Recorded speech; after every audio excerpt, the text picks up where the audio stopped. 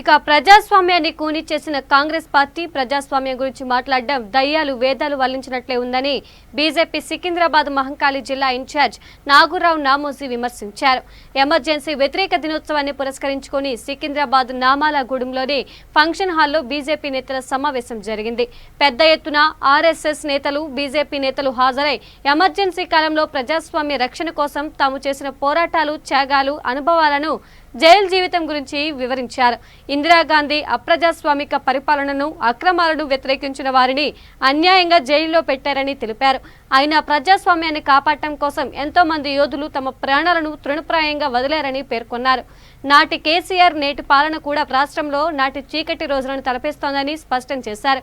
తెలంగాణ కోసం కేవలం కేసీఆర్ మాత్రమే పోరాటం చేయలేదని, తాము కూడా అనేక పోరాటాలు చేశామని గుర్తు చేశారు. కాంగ్రెస్ వాళ్ళు పిల్లి 100 ఎలుకలు తిని నేను శాఖాహారిని అన్నట్టుగా ఉంటుంది. కాంగ్రెస్ మాత్రం ప్రజాస్వామ్యం గురించి మాట్లాడుతుంటారు. కోట్ల జడ్జిమెంట్లనే కాలరాసి, పత్రికల యొక్క స్వేచ్ఛను హరించి, రాజకీయ నాయకులందరినీ కూడా జమాయతే ఇస్లామీతో సహా జైళ్లలో పెట్టి, మరి చివరికి ప్రజా ఉద్యమం ద్వారానే ఎమర్జెన్సీని తొలగింపజేసుకుని జనతా పార్టీ ప్రభుత్వాన్ని, మొరార్జీ దేశాన్ని ప్రధానమంత్రి చేసుకున్నటువంటి ఘనత ఈ ప్రజలనని మనం చేసుకున్నాం. ఈరోజు 675లో జరిగినటువంటి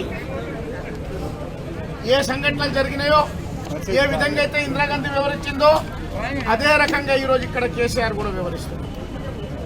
కేసీఆర్ అంటే తెలంగాణ, తెలంగాణ అంటే కేసీఆర్, కల్వకుంట్ల కుటుంబం అంటే తెలంగాణ, తెలంగాణ అంటే కల్వకుంట్ల.